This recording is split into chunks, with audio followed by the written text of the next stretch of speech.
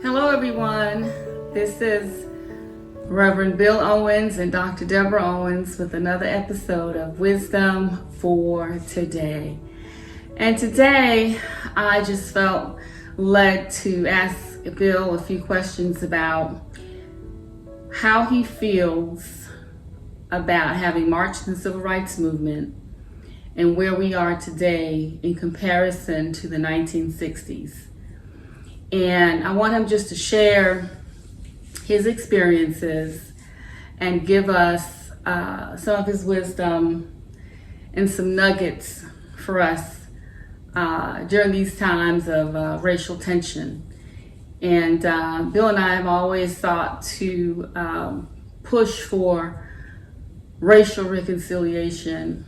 And I just want him to just share from his heart today. And so, Bill, first start with your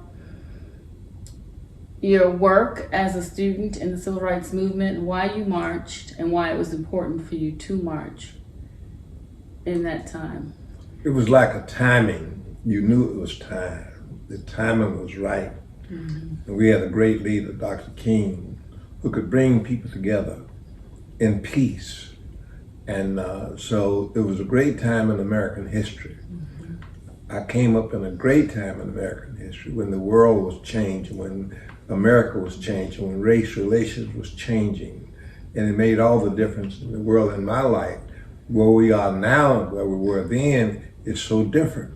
The way we are now, it's okay to people to be you don't think anything about black and whites being together and socializing and working together.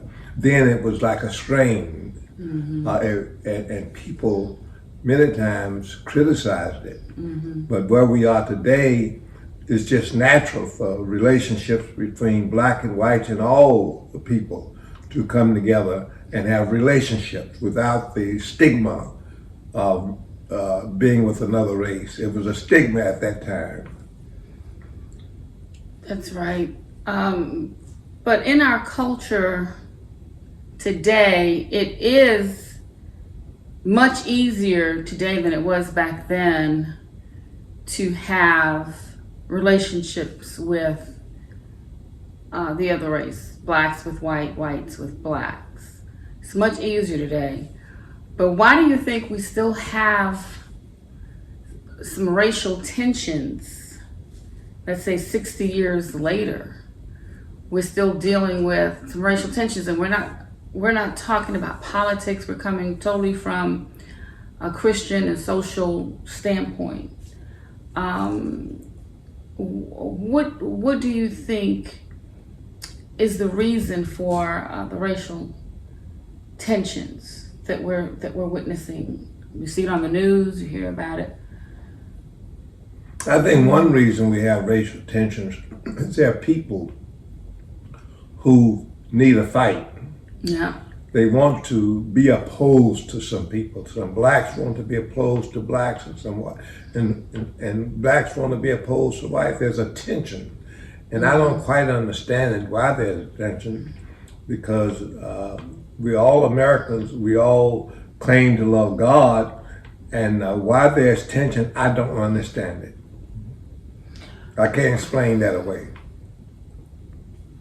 Well, we know that there's some motives behind it. And again, we and I said this in a prior video, as Christians, we are in this world, but we're not of this world. And so we should seek to be different. We should seek to mend relationships and come together as opposed to divide and hate the other race simply because of the color of their skin. Now, we know that the far left, they do have an agenda to push the racial divide in America, and it's for power. And I believe that we are to be held accountable if we allow that to continue from any side, whether it's the far left, the far right, the middle. We're to be held accountable if we're to let that continue without speaking the truth and seeking to, as Christians, bring healing to the divide, wouldn't you say? Yes, of course. And we've come from a long ways, but we still have a long way to go. And the races should come together and work together and love each other and making an effort to have good race relations with all people, good race relations with the black and the white, Hispanics, and all groups of people. We should seek to have that relationship out of love. And how would you say we should go about, what's the starting point to having those relationships? Because you and I believe that, and we have people come to our home of all races all the time, because we believe that relationship starts with sitting at the table, breaking bread together.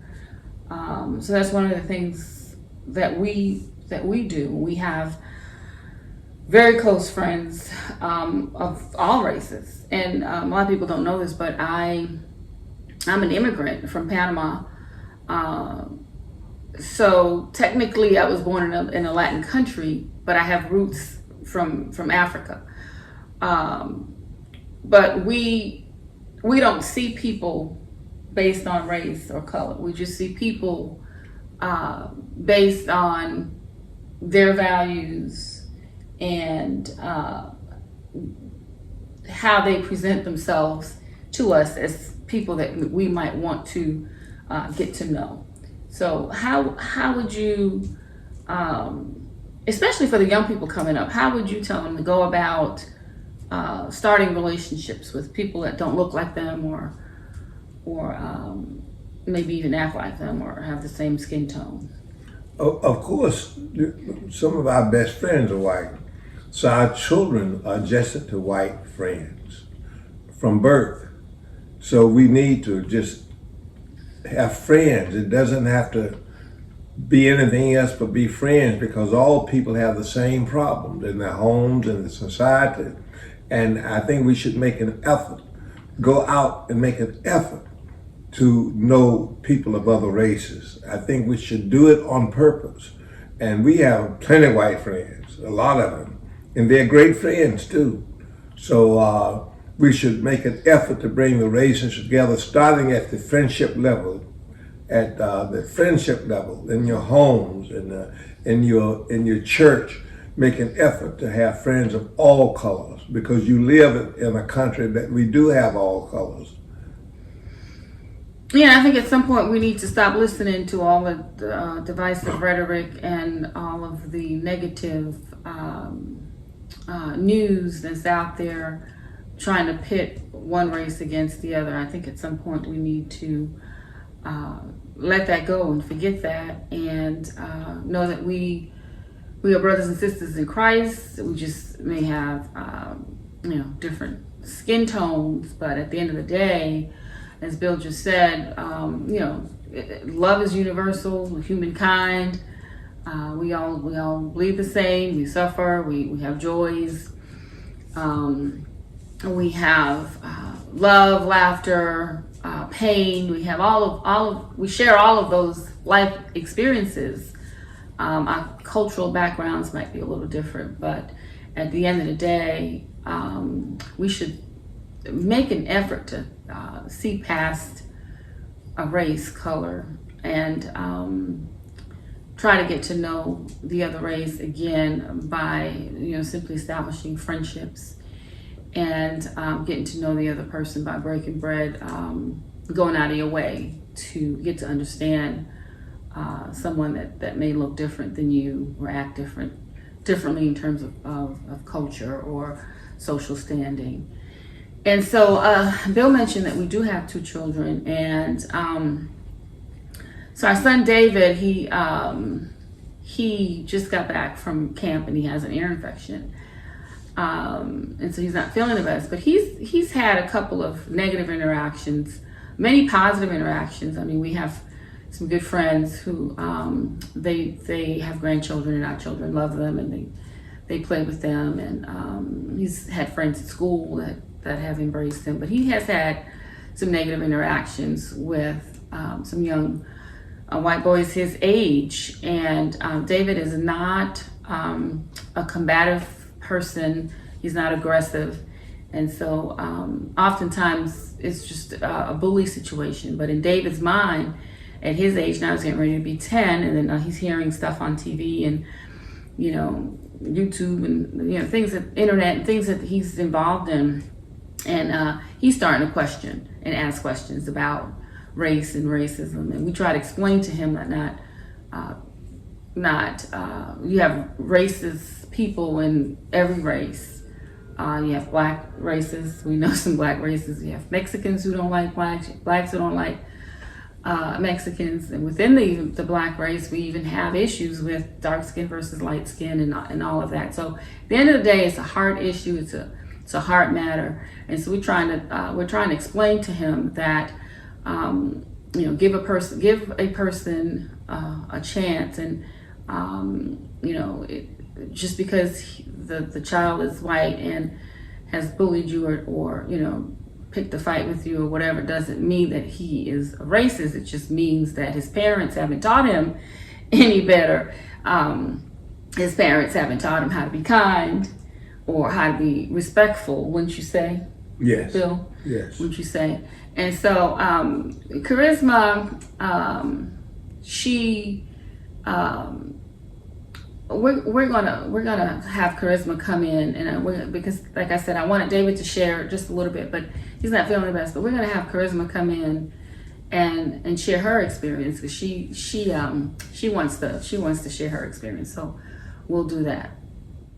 So this is our daughter Charisma Brielle Owens, and so Charisma, Daddy and I have been talking about how there's sometimes tension between the races, blacks and whites, and sometimes whites don't like black, blacks don't like whites. And you're in the 2nd grade, and you're getting ready to go into the 3rd grade, and you had something interesting to say to us, and I want you to tell everyone how you feel about having friends who are a different color than you. My friends at school are nice, kind to everybody in the class, and there's only one difference. There's only one difference. Nothing else is different except for their skin is the only difference that makes them different. Right. And so the That's skin right. color is different, right? Mm-hmm. But they're still nice and kind to you, and you don't have had any problems with white friends at school, and they haven't had any problems with you. No. Yeah. And so you play with them and you do everything. And do you think it's right for people not to like people because they of the color of their skin? Do you think that's right? No. I don't think so, no. Why? Because that's just mean. Yeah, that's just mean. That's It's mean. just That's mean. right. That's right. And rude to make the whole world like that. No. Okay. Kindness is better. So what advice would you have for adults who do that? My advice is just to be kind to them. Even when they do something mean to them, still be kind. Because you can't just fight back at one little problem. You always gotta be nice in every single way. Very good. That's what we taught you, didn't we, Charisma? We taught you. We're so proud of you. We're so proud of you. Yeah, we're so proud of you. And so, out of the mouth of babes, What? yeah, you're a babe. You're Do I?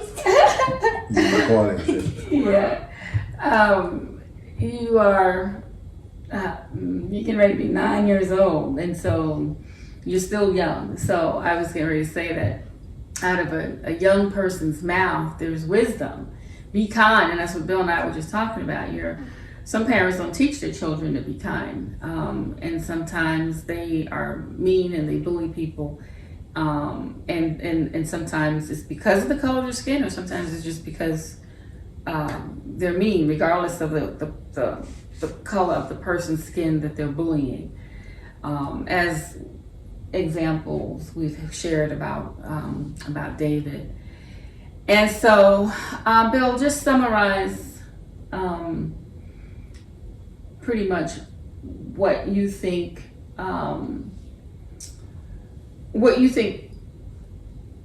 you think we are and where we're going, and summarize for our audience what we've pretty much shared today. Of course. Well, I go back a long ways, and I go back when it was not good or popular to associate with different races. And the way our children are growing up, they are around all races every day in everything they do, going to school, going to church. They're around all groups of people. And it's good that they learn that at a young age, where you don't be prejudiced and make a difference in the color of a person's skin. And you learn, as Dr. King said, to judge them according to their character. And children do that automatically. They judge you according to your character and the way you treat them. Okay. So we adults, many of us had to make adjustments to do that. But with children, they grew up doing it. They know that, they just know it because they've grown up with it all their lives. Our little children have grown up with it all their lives. Mm-hmm. That's right. That's right. Good devil. And so, at the end of the day, we're all children of God, and we seek to reconcile. We seek to bring the races together. We seek to understand. We seek to show the love of Christ. And so, Bill and I just wanted to come on and have our daughter share a little bit about what she believes, and it's honestly, this is nothing rehearsed or anything, just shared from her heart, and Bill and I are sharing from our heart. And so and let's make a note, the reason David is not here, he has an ear infection. Yeah, He doesn't feel well. He would be on with us. That's right, that's right. And so we want you to follow us on Facebook, on Instagram, subscribe to our YouTube channel. And Charisma gives a thumbs up. Sign up for our newsletters at caapusa.org. And be sure to share this video with your friends and your neighbors. And so this has been Reverend Bill and Dr. Deborah Owens with another episode of Wisdom for Today. God bless you. God bless you. Charisma, you want to say something? God bless you. Bye-bye. Bye.